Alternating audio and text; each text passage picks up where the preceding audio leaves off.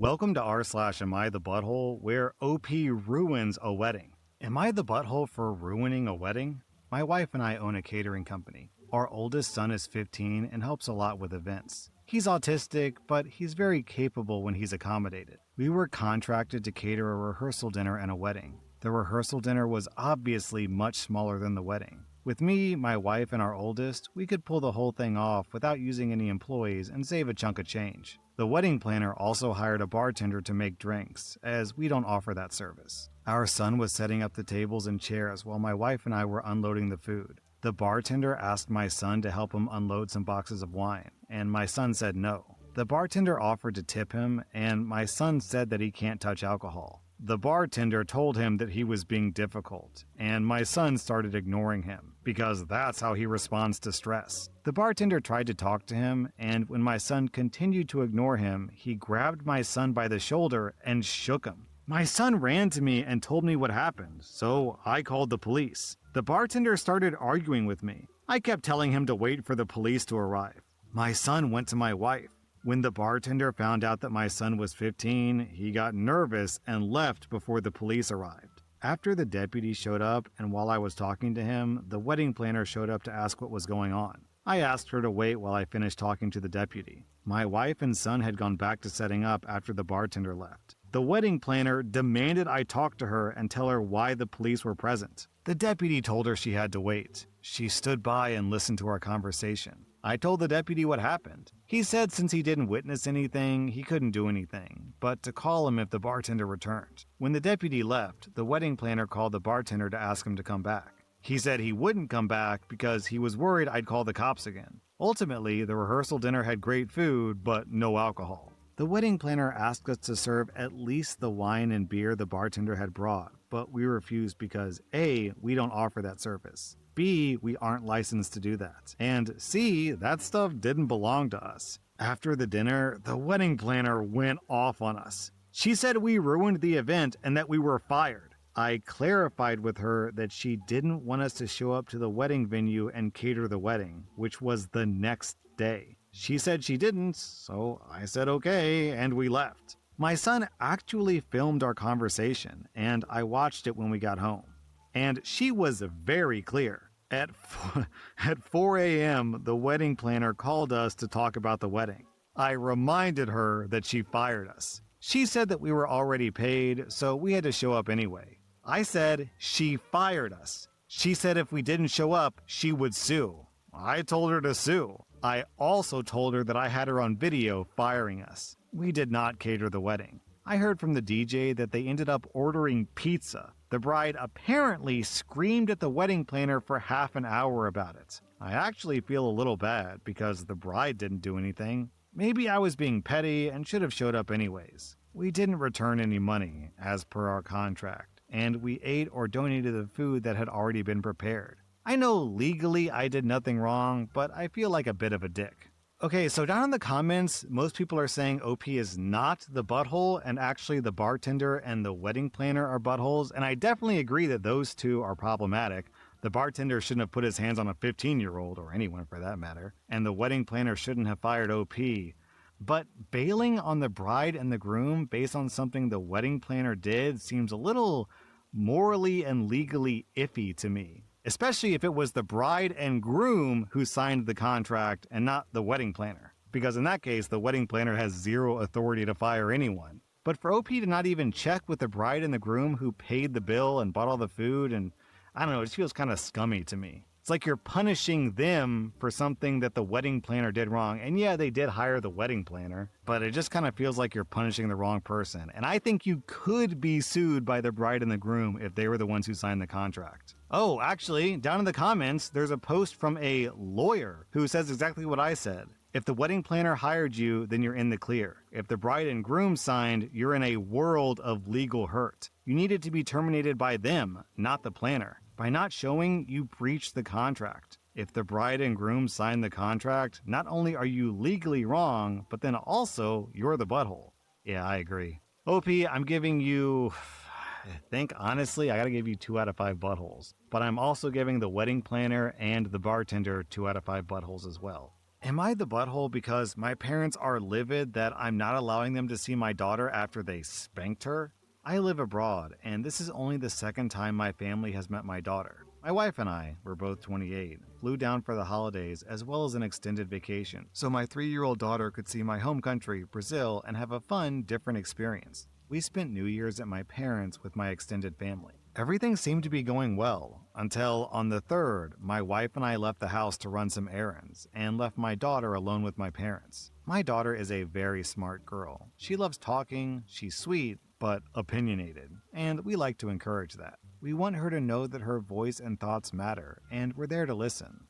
My parents, however, seem to disagree. While we were out, my mom called me telling me that my daughter was being disrespectful. I asked what my daughter was doing, and she told me that she was arguing about the cartoon they'd picked for her to watch and wanted to watch something else that they didn't know about. And I understand we don't always have to give kids what they want, but I don't see the harm in that, especially because I don't exactly trust whatever they chose for her due to certain ideological differences we have.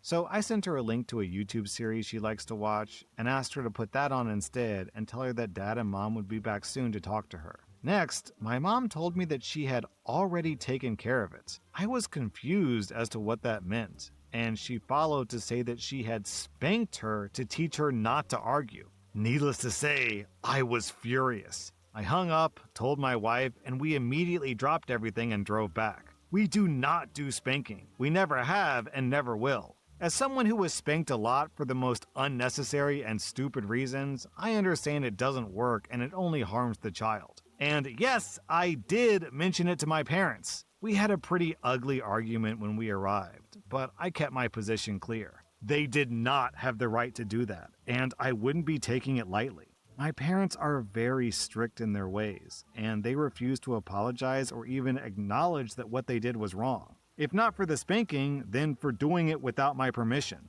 Long story short, we packed the same day and left. I called the hotel for the next city that we're visiting and booked a room earlier. I made it very clear to my parents, and I don't want to hear any more excuses. I sent them some articles on parenting and child abuse and told them that I wouldn't be talking to them or allowing them to talk or see my daughter again until they've read those articles and contacted me to apologize and acknowledge that what they did was horrible and wrong. Fast forward to now. It's been over 2 weeks, and all I've heard from them are enraged complaints about how they know what they were doing, because they did it to me and I turned out okay, so it must work. About how I'm being ridiculous and unfair because they were only trying to help, and they don't get to see my daughter often since I live abroad. I've received calls from my sister, who's a lot like them, defending them. From my sister's husband, from his father, from 2 of my uncles, even from some of my cousins. To put it simply, what everyone is saying is that I should forgive them and forget about it because they had good intentions and they don't get to see my daughter often, so I'm being unfair. We had plans to spend a few more days with my parents in early February before our flight home, but I canceled it. I still don't think I'm wrong, but I can partly see their reasoning behind the "they don't get to see her often" point, though I'm still very much not inclined to yield. Am I the butthole? OP, it sounds like you're trying to give them lenience because they don't see the kid often. What I don't understand is, if they've only seen this little girl twice over the past 3 years, how do they think it's a good idea to bond with the kid by spanking it during the, 1 or 2 weeks that the kid's gonna be there? Shouldn't it be 2 weeks of nonstop spoiling, let's watch cartoons together, let me give you sweets, let's go on parks together, typical grandparent stuff. Instead, they jumped immediately to spanking at their earliest opportunity. But regardless of the whole spanking thing, some people believe in spanking, some don't. I personally don't. What matters is that this is your kid, you set a boundary, and they crossed it. So unless they suck up, they can suck eggs. OP, you get 0 out of 5 buttholes. I'm giving your parents 2 out of 5 buttholes. Am I the butthole for saying that my girlfriend needs to get into shape too if she expects it from me? I'm 32. In university, I was a Division I swimmer. I almost made the Olympics. I'm not bragging, this is relevant. Obviously, at that level of competition, I was incredibly fit. I still swim for exercise, but it would be a lie to say that I'm in top condition. I have a lot of other things going on. My girlfriend of 3 years is beautiful. She's a teacher, and her hobbies are all pretty sedentary. She walks her dog twice a day, and that's her physical activity. Lately, one of her friends started dating a personal trainer. This guy has a six-pack and looks like Jean-Claude Van Damme. If I'm being honest, his physique is better than mine was. But I wasn't training for looks, I was training for speed. My girlfriend has been saying that I should get back in shape so that she can show me off. It was kind of annoying. I'm a professional. Once again, I'm not bragging, I'm just stating facts. I have a career I enjoy that allows me to enjoy life at a pretty great level. Every year, I take 2 vacations to different countries on my bucket list. I'm debt-free. I don't have time to eat 10,000 calories a day and train 5 hours a day. I laughed it off to begin with, but I explained to her what I just explained to you. She seemed to understand, but then she started again. So I told her that if she wanted me to get back in shape, then she had to as well. That she needed to get down to 20% body fat like runway models. I said that she was beautiful, but she had no stamina or strength. She's now saying that I'm a butthole for only considering her looks. I think that's pretty effing ironic. I'm in great shape for my age, and still enjoy stuff like snowboarding and surfing. I will admit here that I'm not particularly good looking. I look kind of like Walter White's old business partner. I think that if she wants that from me, it's not too much to expect the same from her. I'm not sure which is worse, OP, that she's objectifying you, that she's using you to compete with her friends, or the hypocrisy. I think personally it's the hypocrisy that's the worst, but overall I'm giving you 0 out of 5 buttholes. I'm giving your very hypocritical girlfriend 1.5 out of 5 buttholes. Am I the butthole for sticking my freshly single mom with $20,000 of debt? I'm a 19-year-old guy, and I've been paying off a car loan from my mom, who's 40, since I turned 16. She gifted me a new 2022 current year Nissan Sentra for my birthday. I foolishly never asked how much she signed for because I had assumed that her financially knowledgeable boyfriend at the time would know what he was doing at the dealership. He did not. The original MSRP for the car capped at around $20K. But out the door, they walked away with a $40,000 car loan. They put nothing down and had a 10% interest rate because my mom's credit was bad and she had no job.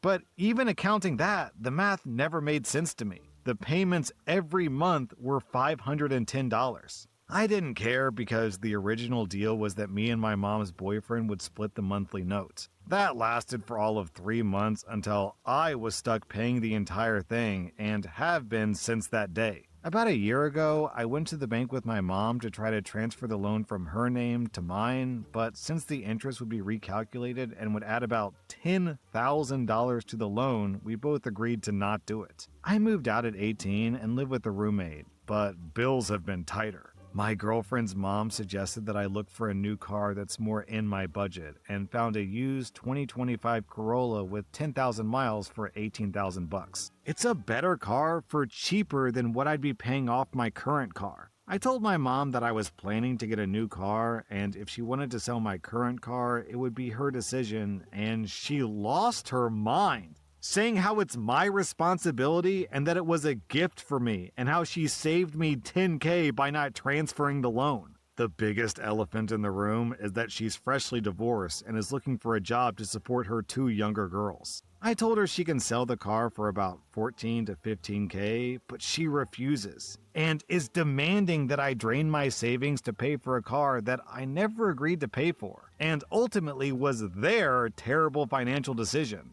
On one hand, I don't feel like I owe her anything, and I never truly got along with my mom, so it is what it is. On the other hand, I feel guilty for kicking her while she's down. OP, I can't believe I have to point this out to you. If your name is not on the loan or the title, then it's not your car. You're paying off someone else's debt for someone else's car, which means at any point, including after you pay off the car entirely, your mom can just say, "Actually, I want my car back," and you have to turn it over to her. I strongly agree with the top post from Deleted. Go park the Sentra in her driveway, hand her the keys, and walk away. You let her problems become your problems. This is your out. True! She gave you a gift, but it's more like a curse, so you can give her the gift back. OP, you get 0 out of 5 buttholes. I'm giving your mom 2 out of 5 buttholes. I don't know, maybe lower? I'm not sure if she's really a butthole so much as she is just really stupid. Am I the butthole for telling my wife that she doesn't live here? My wife and I have been struggling for months now. Her mom died, and her dad needs full-time care that the family can't afford. They're trying to get him qualified for assistance, but in the meantime, she moved home to take care of her dad. I couldn't afford the rent on the apartment and full-time childcare without both of our incomes. She also had to quit her job. So I moved in with my sister. My sister is single and has 3 dogs. Her house, well, it smells like a dog. Her house is a 3-bedroom, but she uses one of those rooms for storage, so my son and I share a room. She's a flexitarian, and she doesn't want certain foods in her house. It's not an ideal living situation, but my son loves the dogs, and she helps me with childcare in addition to giving me free lodging, so I'm not complaining. My wife's sister took a trip to their dad's to watch him for a week so my wife could come home and see us, which actually means coming to my sister's because we don't have a home. She's been here for 3 days and has not stopped complaining about the smell of the dogs or the fact that my sister won't clean out the storage room for our son. Earlier this evening, she complained about not being able to buy beef, and I asked her to please stop. She asked if I was asking her to stop talking. I said no, but I was asking her to stop complaining. She said the conditions are unlivable. I said, but you don't live here, so why do you care? She's crying in the room while I'm stuck in the living room with our son. She said I accused her of abandoning the family, which isn't what I said. But that isn't even the point. I understand she can't abandon her dad to waste away and die, but this situation is because of her family, and my family is helping, and I feel like she's so ungrateful. I know that's an uncharitable way to feel about one's wife, but she hasn't thanked my sister at all, and it's starting to piss me off. I do agree that what the wife did in this story is wrong, but based on the situation, it sounds like you guys are just kind of in a pressure cooker. I mean, your wife lost her job and she's in the process of watching her dad die while caring for him. And she also lost her home and she's not happy with her son or her husband's living conditions and she's stressed out. So yeah, she's wrong, but I think anyone would be really just uptight and mean and snappy in that situation. I know I would. So technically I have to give her a 1 out of 5 buttholes because she is being disrespectful, but I just don't want to pile on because her life kinda sucks right now. That was r/Am I the Butthole, and if you like this content, check out my podcast where I publish the exact same episodes. Also, hit that subscribe button because I put out new Reddit videos every single day.